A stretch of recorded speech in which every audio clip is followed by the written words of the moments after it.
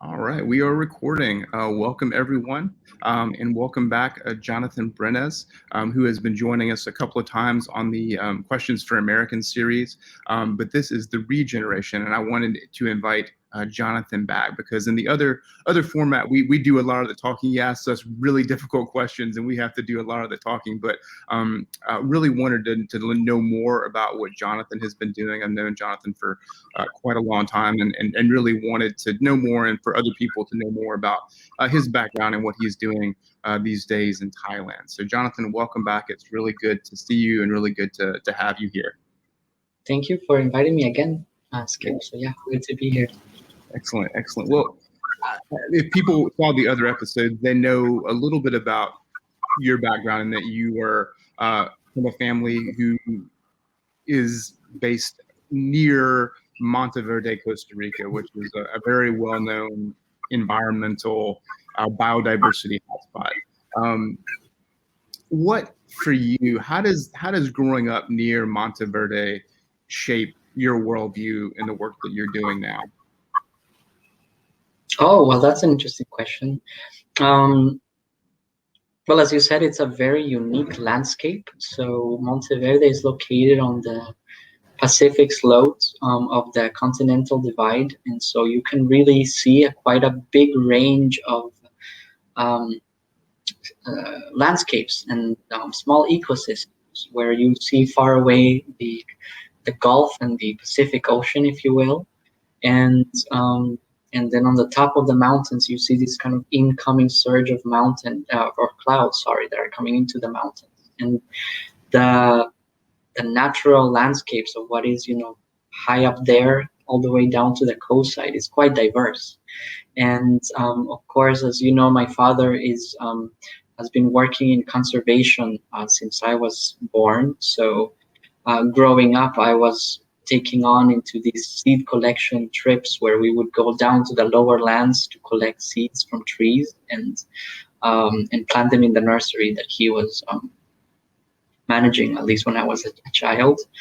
And so then growing up, it was always there in terms of what is my dad doing and what is the relationship to the landscape there, and as well, of course, this whole conversation that as I grew into my teenage years, I would become more and more aware of the scientific research that is happening in the Monteverde cloud forests with regards to all sorts of ecological systems, biodiversity research, but also some folks that were already trying to pin down what's going on with regards to changing climate patterns and so on. So even from when I was around 12 or around this time of my life, it was something that was already quite present in terms of the conversations that I was coming across, and you could see it as well in terms of my physical landscape as I was climbing up the mountain over to go to school and so on. So one of the things that I remember hearing was this conversation about some of these scientists who were researching the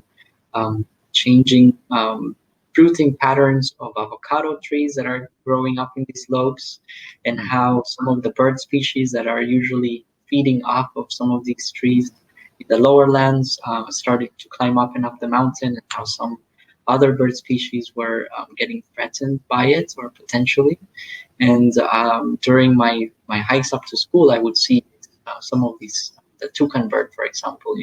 I really could see it over the years perching higher and higher. At least once I became aware, it's like I would keep looking out for those. So it's very much something that I currently look back to in terms of what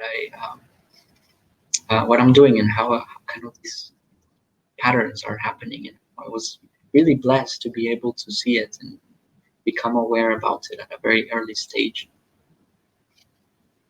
Yeah, I mean, Monteverde is a very fascinating place. I think we talked a little bit last time that there were Quakers that came from Alabama, that came from maybe Oklahoma as well. They settled there after the Korean War and started a community, and that's near where your family. So you've sort of had this kind of international perspective, even though Monteverde is relatively a small town. There's always been a very large international presence. And then there was the Cloud Forest School where you were a student, where your father worked, which really emphasized a lot of sort of the knowledge about sort of the local environment, understanding the environment, how to preserve it, how to work with it, and use it as part of the economy in a more sustainable way.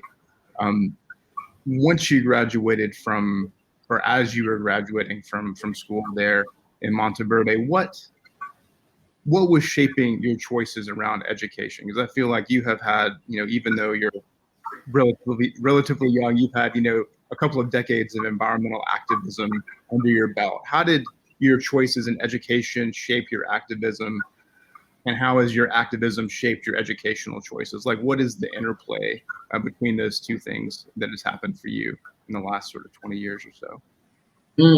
Well, I want to say that very personally, like, I think it all links to your role as well somehow, because at some point when I was a high school student, I ended up going for 4 months for an exchange program in Sewanee, Tennessee, where I know that some of the conversations and relationships that were trying to be fostered to enable that exchange program stemmed out of some of the visits that you were personally leading back in the day, right? But certainly when I spent 4 months in a boarding school in Tennessee, USA, that was very much kind of a interesting experience where I got kind of first exposure to, of course, being in an international landscape, or connected with international students coming in from other parts of the world, but also being exposed to a different education philosophy and or practice, if you will, vis-a-vis this particular school that I got to spend some time in, right? And so one of the things that at the time really resonated with me as a student, as a teenager, beyond of course the excitement of traveling abroad and meeting all of these fun, interesting characters from other parts of the world, it was also kind of this culture of education, of the school itself, of having this very passionate emphasis in making the learning process very very attached to the physical landscape there, but also contextualized in terms of its historical meanderings, if you will. I took a class on geology, and this is very much one of the things that my own school up until that point was practicing, but this was kind of a different context, if you will. And so it really brought to life kind of the value that this experiential learning process gave, truly, in a different way. So of course I found myself like going to take on samples of quartz rocks in the Appalachian Mountains in this part of the world, right? And just understand about sort of this ancient planetary history from that lenses, right? Which was fascinating to start with. And then I'll just also these sorts of personal interactions and personal connections that I developed as a young teenager there, spending Thanksgiving in suburban Chicago, all sorts of stories from that time. And I was having a housemate, a roommate who was Black, and it was the first time that these racial issues came to reality as an individual for me, and then this identity that I had to take on as a Latin American person that I was never really aware of, at that stage in my life, and how to impersonate that and how to become a bit of an ambassador, I guess, for a whole region that I had never really had exposure to beyond my 500 community member, little village. And so that very much really shaped up things. And of course, I was sort of thrown into a space in which activism was then sort of forced upon me in a way, but also I was given the privilege of being put in a space in which people were very genuinely curious to find out more about my background, and where I was sort of organically invited to share that story in a way that, of course, people found fascinating, but also allowed me to explore and really understand the privilege and the beauty in terms of where I, how my early stage in life really shaped up my worldview and so on. So, of course, by leaving away the landscape, you start to reflect on some of these things. I don't know if that answers your question fully. Yeah, I think it does. And what were some of the things? I know undergraduate, you study environmental issues, and you go on and have had several other degrees, and sort of what are some of those choices, and what have sort of led you to make those decisions as you've progressed in your education and career? Sure. Well, so I went to undergraduate and I chose a major in environmental studies, policy, and then I opted for a minor in international studies. The decision for that was quite premeditated, but without much thinking in a way as well, because of course, coming from Costa Rica, our education system is quite different, where once you go to university at that stage, you have to pick your area of study. So I sort of internalized this pressure to select a career path since before I started college, right? And so I went to a liberal arts school that its own philosophy is very much about exploring different fields and then making a choice. And in my head, I was very much already trying to make the choice even before I started that process, right? And so in a way, I knew I was doing that because looking at the kind of offerings of the university, this was the one that kind of resonated to start with. And of course, at this point, I had sort of first-hand observations in terms of some of these patterns of what we talked about in the other interview, kind of US-style consumption and what it translates in terms of resource utilization and into personal worldviews and how unsustainable it could be perceived to be. And so it also felt quite easy to justify that choice of going into environmental studies, also from where I come from, right? And always trying to kind of keep that link somehow and carry it forward, right? So yeah, I don't know if that fully answers your question. Then I went on to do a master's program in the same field, so environmental policy. And my reasoning behind that was to try to fully understand, well, by spending more time in a more kind of advanced program of studies, if you will, to dive deeper into some of these subjects, but also because I traveled to Hungary, so Central Europe, for this program. And as I said, my minor was in international studies, so the other part of my own curiosity was very much in exploring the global aspects of environmental management and so on. I guess at a personal level, because my own experience was very much at this point defined by being beyond my own national borders.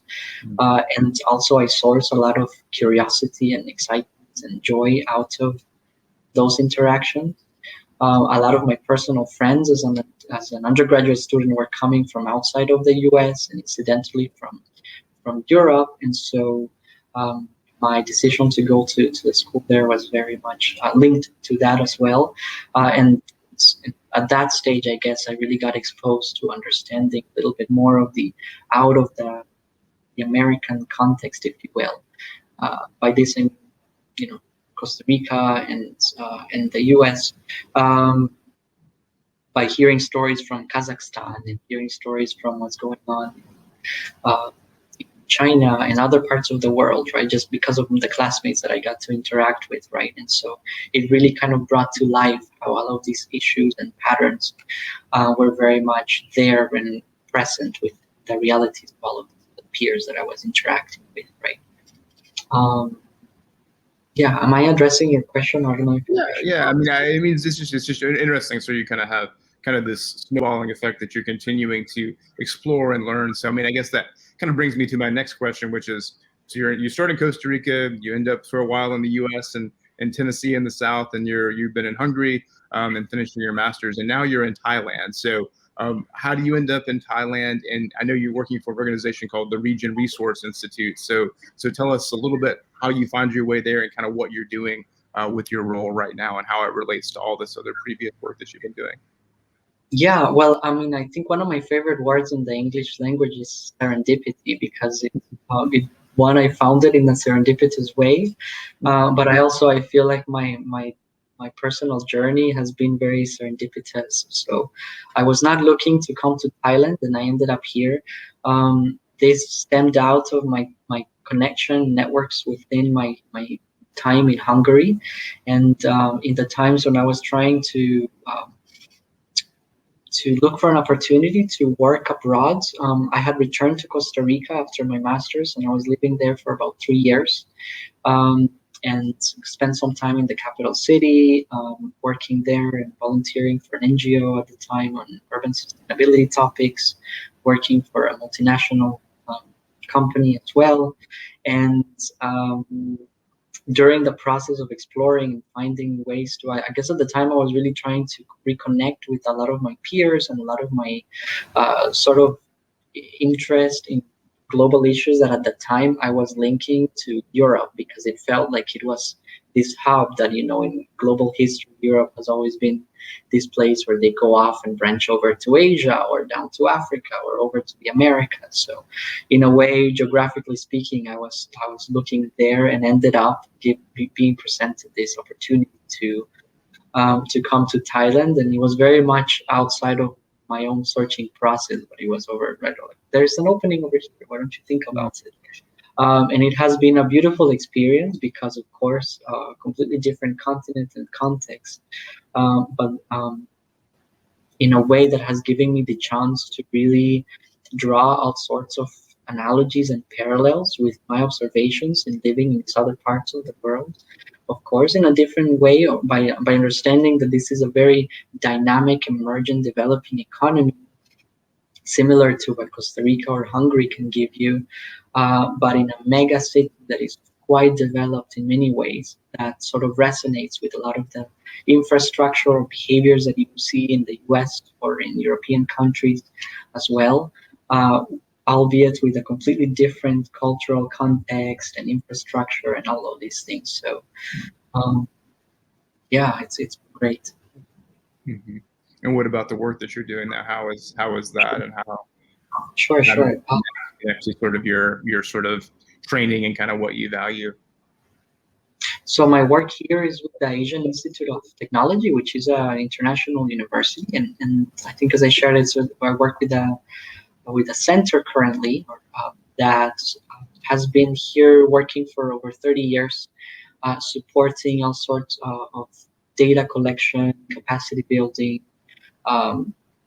policy support to stakeholders in the Asia and the Pacific region, in environmental resource management and governance topics. So the history of the organization is quite interesting because it's kind of stemmed out of the time in which the United Nations Environment Program was founded. And at this time, the global governance system didn't quite understand or really know or have enough information in terms of what is the state of the world with regards to environmental management and sorts of indicators to try to really assess what needs to be done.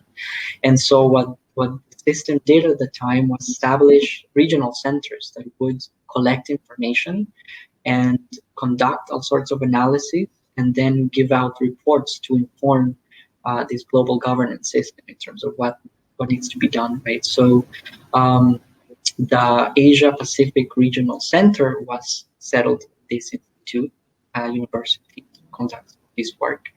And for the past 5 years or so, the organization has been disassociated officially from the UN system, but working still very much in collaboration with some of these organizations, and in the same context of trying to provide and facilitate and mobilize resources to support different stakeholders in the region to advance, some of these issues. So I support a team on climate change topics. So our focus has been, during my time here, in supporting climate change adaptation project formulation for the most part, right? And so our work has been much more focused on capacity building and knowledge sharing activities, with a few activities on other ends, but the meat of the work that we do has been on that. Of course, understanding that the conversation of addressing the issue, not only in terms of adapting to the fact that it's already kind of too late and we have to do something, just adapt to what is going to happen, what's happening. But a huge part of the conversation is and needs to be will continue to be on how to mitigate, of course, our contribution to the trend, right? And so that process, then we started a small initiative that I shared, has been trying to engage young people in the conversation of mitigation with renewable energy technologies at the community level, in a bit more of a decentralized and kind of grassroots level, if you will. And so I've also been involved with, now we're establishing an association that has been existing for the past 5 years or so, but kind of bringing it back to life, if you will, working on these topics as well, more particularly on kind of community-based renewable energy technologies and how they can be also catalyzed by youth, young people, and the community level that are maybe not fully kind of plugged into these top down initiatives or organizations or structures. Right. That's the Sustainable Energy Youth Network that you. Network. Yeah. Correct. I mean, I've read a little bit about that. Say a little bit more about, because you organize workshops and do trainings, and it's very youth focused, and it sounds really, really, really wonderful. So I'll just say a little bit more about the work that you're doing with the folks there. Absolutely. So this has been an initiative that stemmed out of Europe back in 2015 with a network of very enthusiastic folks, came from very different countries and backgrounds, interests, and they organized to basically develop and design different experiential learning experiences for like-minded people around the subject of what they term sustainable energy, right? And so the proposition here was to organize energy academies that basically presented this theoretical narrative of, what is the role of renewable energy technologies in the conversation of climate adaptation, but more transversally, and sorry for the background noise, on the kind of societal aspects and developmental issues that need to be addressed as well. And then on the other side, they organize more practical workshops on how to build your own solar, cooking system, or your own power bank and charging station and so on, just to fully understand the language of, from an engineering perspective, if you will, of electricity, of what is a volt, what is a watt, and how do you plug in this cable to the other, and how does this technology actually work, right? And so what we did here for the past 2 years or so is bring in and combine the two into just a 1 week experience where we introduce these theoretical conversations in the mornings, and then spend times in the afternoon, usually actually building and doing some fun stuff, right?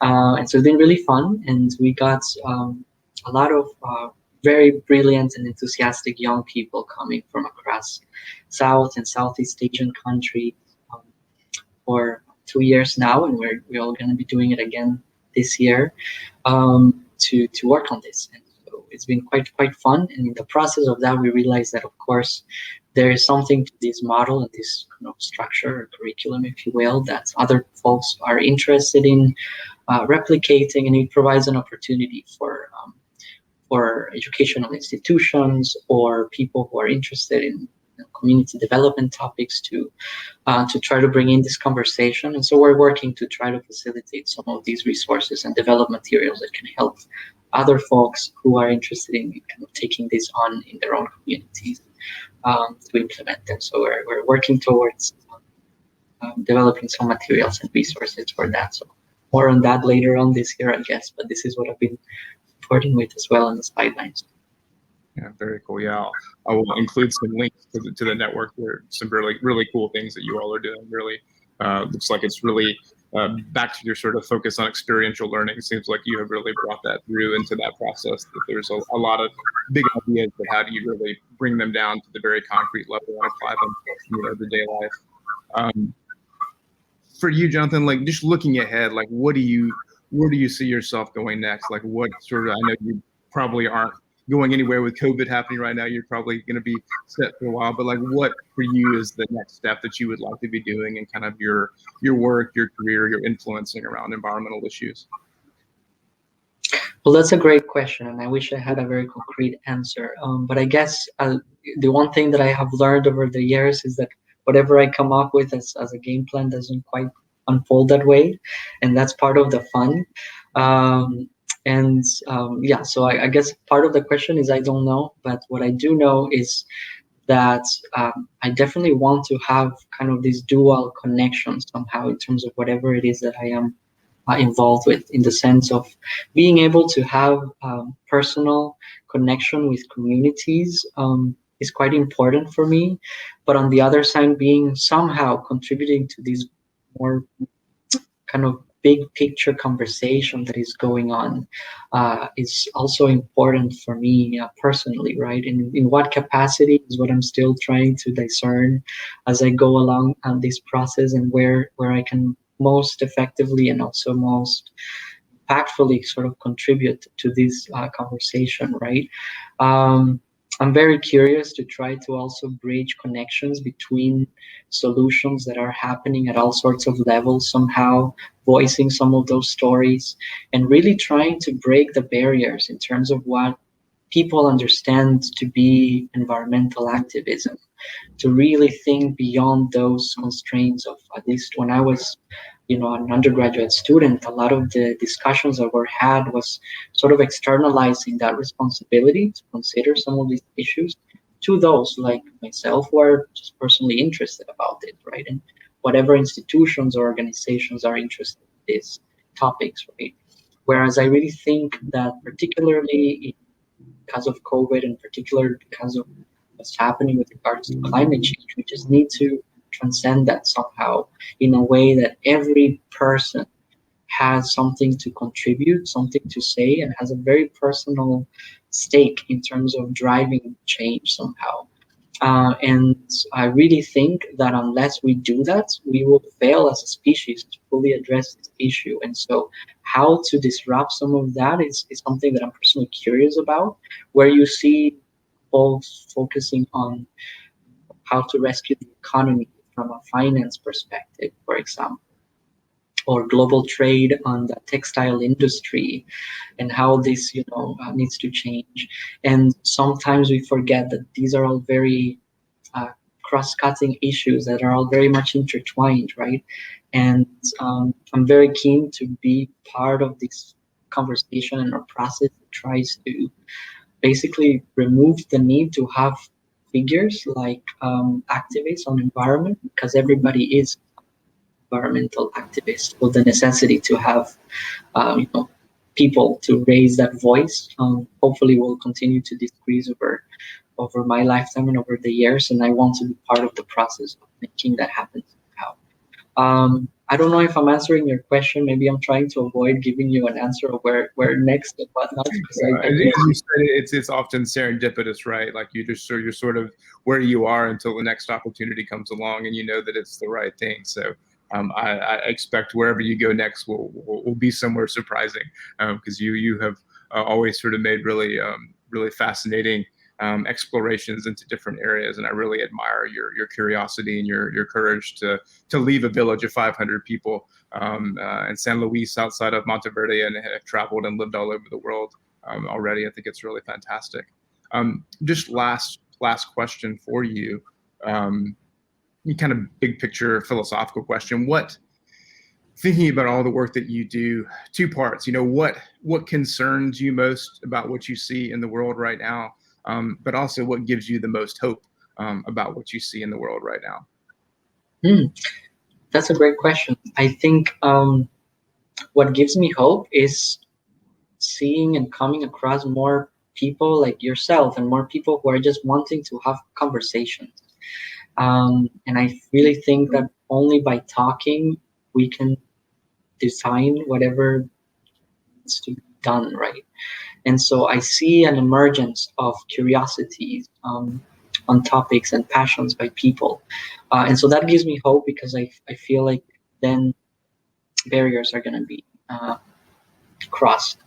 I think a concern for me is to realize that we do run a huge risk and a huge danger of getting caught up in the short term of the immediate concerns that we are facing in a way that doesn't recognize some of these sort of bigger picture issues, because we are animals that are thinking in survival modes, in this narrative that makes us believe that the way out of, or in the way for survival, has to be aggressive or violent or competitive in a negative light, right?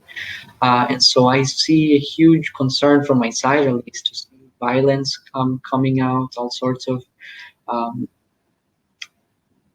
walking away of collaborative approaches in international relations, in global trade, but also more at the local level in terms of interpersonal relations between people or groups of people and so on.